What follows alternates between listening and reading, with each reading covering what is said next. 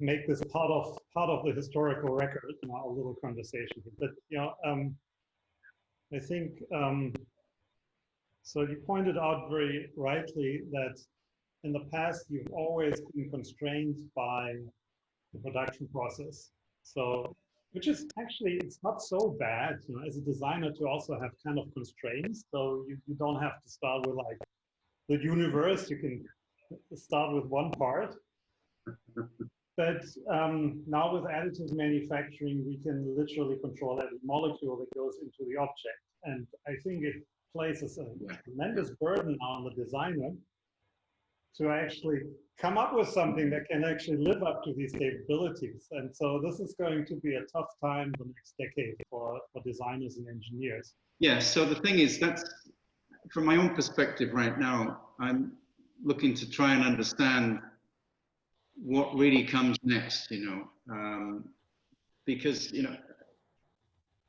design used to pretty much adapt every decade. I mean, you can look back in time and you can see these particular vernaculars that used to come through. It questions what a designer is, meaning, is a designer an engineer? Is it a biologist? I mean, you have to have a broader knowledge and you have to have a different kind of input. And it seems to me to make utter sense that if you're in the 21st century and if you're in July 2020, virus or no virus, that you use the absolute state-of-the-art tools of your day. Absolutely. And from that must come a new aesthetic by definition. I'm hoping that what we're engaged in, even with the 3D Pioneers Challenge, which has thankfully brought us together. Yeah, I agree. I mean, I think one of the challenges right now for a lot of us is whenever you think about engineering and design, you always think about, okay, what can I actually build?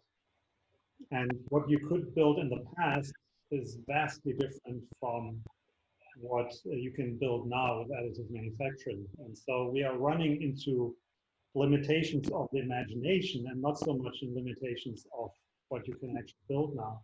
And that's why we need these new tools, where algorithms help us kind of explore areas that we couldn't actually imagine.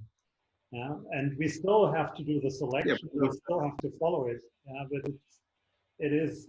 So I think we are entering a new age where computers can help us figure out the details, but we humans need to be the ones who kind of understand the big picture.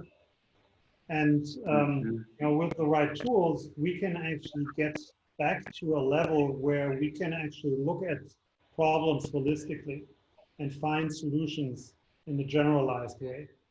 Having the ability to code and to fundamentally understand the potential of computing at whatever level, that's a little bit like the Da Vinci Code. I mean, it's suddenly such a massive advantage in modern times. It depends whatever you're looking at, the algorithm of politics or whatever it is, but it's just this idea of the outreach and the sort of pinpoint precision of it. I'm fascinated by that. I don't code, I don't do that myself, but I think there is also a need for people who kind of steer the ship, I think the point is it's the fundamental principles of logic which underpin this strangeness as a consequence of innovative thinking. And that is really, that's also part of that paradigm shift, is to educate people that succinct thought manifested is really beautiful. And what I love about the additive technology world, and you do see that through, again, the entrance of the competition, you see a genuine will and interest to put a lot of things together. And I think this is where the magic happens. I think it's the ability for people to have, like yourself.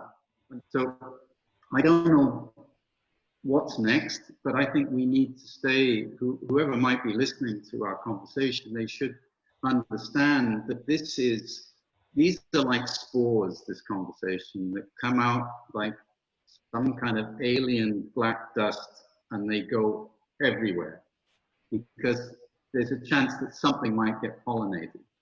Yeah. It's about pollination at this moment and association. So in a way, we need to have more engagement between, more openness, I think, as a platform between all of these great advanced technology zones and individual minds and thinkers, because something can come out of that. And that's why I stay involved with what Chris and Simone are doing with the 3D Pioneers Challenge, because that last jury last year, I mean, there were great people on that jury. I mean, fantastic people. And I just think, wow, certainly I just don't meet enough people like that. So it's going from a designer going from hoping somebody calls you up to design a Staubsauger to thinking, well, I'll do that myself. I mean, why have I got to try and go through this terrible wall of somebody when, in fact, if you get enough like-minded people who are not greedy, they're not after money all the time, and they just, the payback is at the end, then just, it's a network. And I think out of that network, everybody benefits. I wasn't there when you gave us the award for the rocket, but we only met because of Chris and Simone, right? And it started this wonderful collaboration that we started. And what I'm still missing is that people come with really, really crazy things where you're really shocked that this actually exists. Yeah?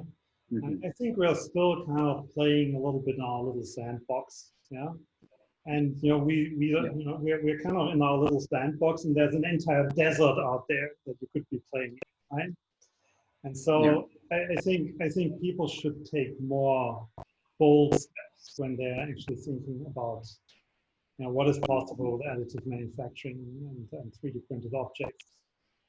Right now, I don't think we're scratching the surface. I mean, if you want to have a comparison, I mean, think of how computers were, what computers were thought to be, in the 1960s or so.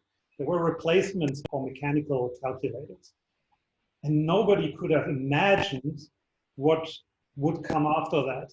They thought, yeah, okay, do more calculations. And I can, calculate really complicated things. But there's like an entire ecosystem with the internet and games and, rockets that launch computer controlled and artificial intelligence, and people couldn't have imagined it. And this is where we are at today with additive manufacturing.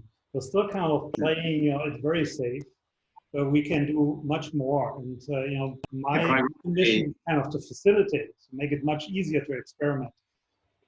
I got this feeling something's going to happen. I think something's going to come up that's going to allow certainly myself to be able to articulate ideas that I can't articulate in another world. I mean, it's a brave new world, really. So, hey, Lin, I'm down to 5%. You have to. Thank you. Cheers.